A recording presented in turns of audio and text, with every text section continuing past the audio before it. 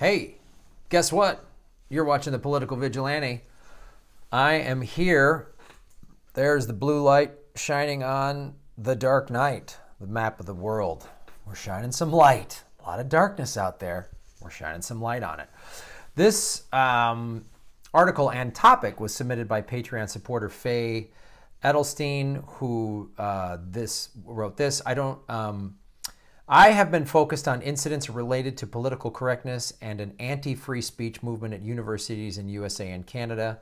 And then she sent this article about James Damore, for his Google memo. And he spoke at Portland State University. This article came out February. He spoke at Portland State University, and there was death threats and people, one woman unplugged the microphones. And basically what he did, and it sounded like a pretty decent panel, and this article is written by Andy Engo, and who is part of the an organization called the Free Thinkers of Portland State University, which is a skeptic student group that organized the event and they were responsible for inviting Damore. And it's what, let me just go into what James Damore, what happened. He was asked, to why there's only 20% women at Google, and he put together this whole study, and he used a lot of evolutionary biology of how men and women approach the workplace differently. So maybe we should approach the workplace to make it more conducive to have a more diverse workforce. This leaked and went to the media, and he was just sort of taken to show him as being racist and sexist. So is there racism and sexism in tech? Yeah, for sure. There's a lot of sexism in tech, for sure. But the thing, and what Faye Adelsteinm is bringing up here, and I think it's a valid point, is this type of reaction from the left. I saw this in the 90s when the whole political correctness happened, of anybody that said anything was just shouted down. And it's not conducive. Now, people wearing swastikas and doing Nazi salutes, yeah, should they have the right to speak? Oh man, I don't know, maybe. But then I should have the right to tell them to go fuck themselves. But should this guy be given death threats because of a memo on diversity at Google? No, that is a complete overreaction. And what that does is then fuels the right to, the lefties are crazy.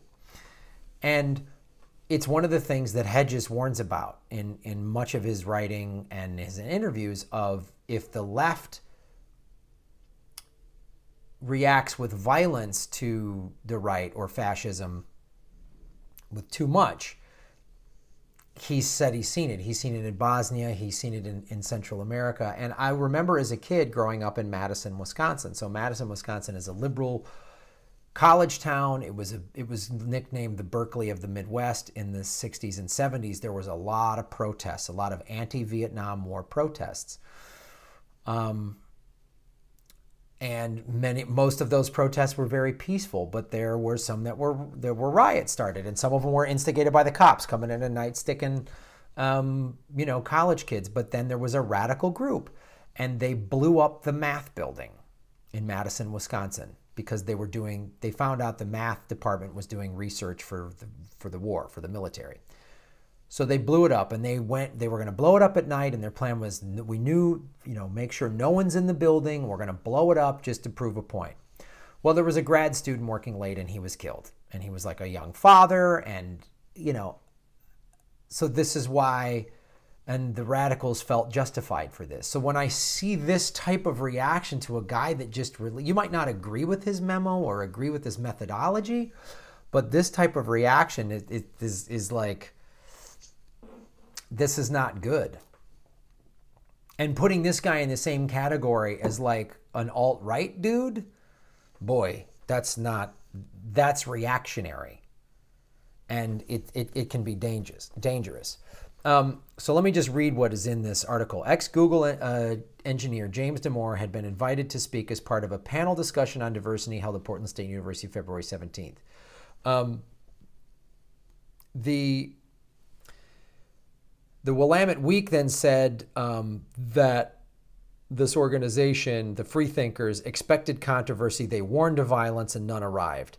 And what happened, to clear the record, was the Freethinkers did not warn of violence. Those who threatened us did. They were the Freethinkers who put it together were threatened with violence, and they then said, well, we're going to take this seriously because people didn't take the Parkland shooter and many mass shooters, social media threats. They're posting, I'm going to take care of business with a gun or whatever. So they said, we're going to take all these threats 100% seriously. I understand that. I just had to get a restraining order against an ex-girlfriend because she became violent and abusive, and she's a gun owner, and I'm not going to play around with that. And the judge heard me and gave me a year. So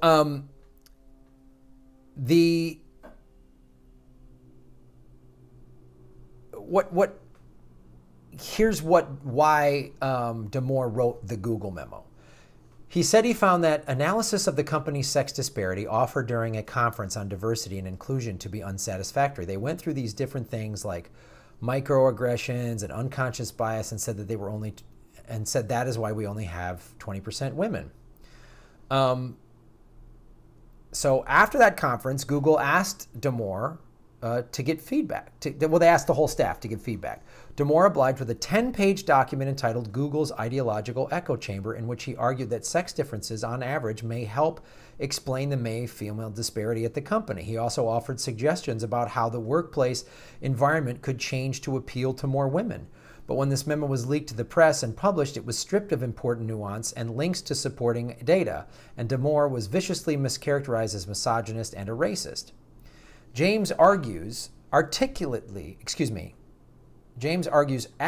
that there are differences between men and women. Evolutionary biologist Heather Haying said during the panel discussion. This drives me insane when people don't put evolutionary biology in the equation. The feminism of the 70s didn't include biology. Now, when I talk about that, then reactionaries go, oh, so it's okay for men to be violent. Not saying that. I'm not saying that. But I have testosterone in my body. It makes me a little more aggressive. The human brain is designed to think, first of all, look for threats. This is for millions of years. Look, where do I find water? Where do I find food? Is someone going to attack me from the neighboring village? This has been going on in the human brain, and this is how we've evolved. It's still happening. We still think this way. Is somebody else trying to infiltrate my bloodline? Right?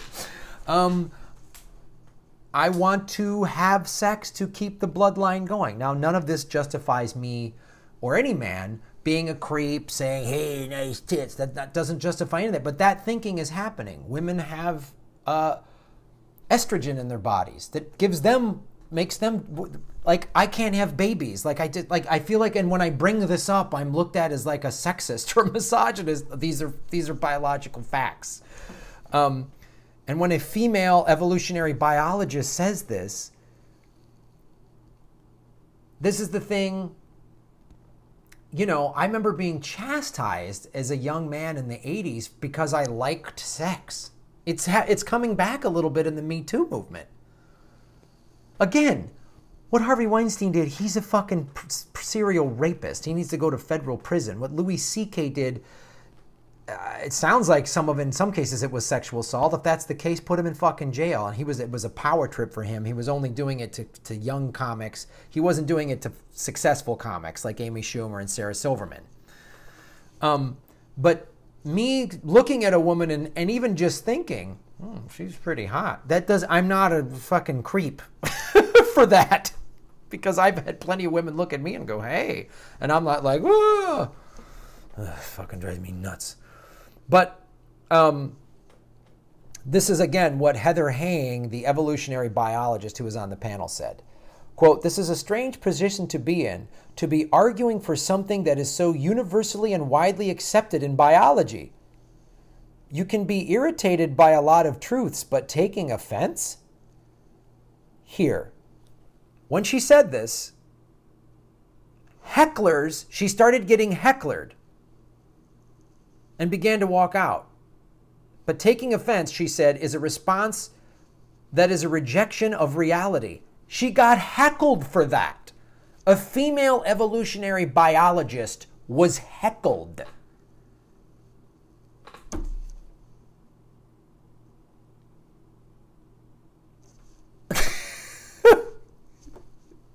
It's like many of you that are women who supported Bernie, and you're called, you didn't like Hillary Clinton, so you're called sexist. You hate women because you didn't vote for warmonger Hillary Clinton. It's insane. It's part of the same insanity. And as someone that's a left-leaning progressive, it bothers me that this is what happens on the left. I kind of understand how like sort of fiscal conservatives get bothered because on the right is the like Klan member fucking woohoo, make America great, you know, keep the White House white. You're like, no, I just want smaller government. Like, I guess that's how they feel. It's preposterous. So it's. Here's what else this woman, the evolutionary biologist, said. Hang explained how variation is distributed in the sexes. Male and female aren't a binary, but are strongly bimodal. She said, we cannot change what may be true on a societal level unless we understand why things are true. Helen Pluckrose added that denying the existence of sex differences may paradoxically help confirm sexist attitudes. If we are assuming that the choices men make are the ultimate best absolute choice, then we are making men the default human, she said. The areas that women dominate, healthcare, education, psychology, publishing, these are all hugely influential areas of society. Why do women gravitate more to those jobs and why do men gravitate to other jobs? Because we're wired differently. Not that men aren't in any of those professions, and not that there aren't women who do construction. Not a lot. In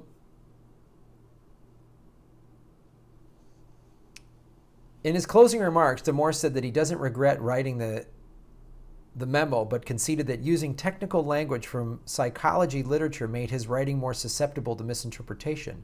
There are definitely still issues of discrimination happening at many sectors, Damore said, but men and women tend to approach the workplace differently, so maybe if we change the workplace, then we could actually solve the problem.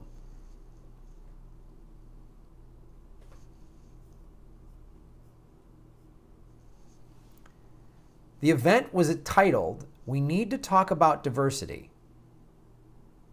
On stage, Boghossian, another one of the speakers, had strongly criticized the institutionalization of diversity as a mechanism to enforce ideological conformity. The current understanding of diversity, he said, demeans people and reduces them to their immutable characteristics. The panelists also discussed how ideologues have appropriated morally important terms like inclusion and given them different meanings. I experienced this firsthand last year when a high-level student, government leader, and intersectional activist confronted me on campus. He said he could not celebrate me as a person of color in higher education because of my conduct and worldview. To activists like him, diversity means color plus conformity. No thanks. I'll pass. Human nature is human nature. And it's the thing we talk about on this show. The team mentality or tribalism, whatever you want to call it. You got to think like me, and if you don't, go fuck yourself. It's not a good thing. It's not a good thing.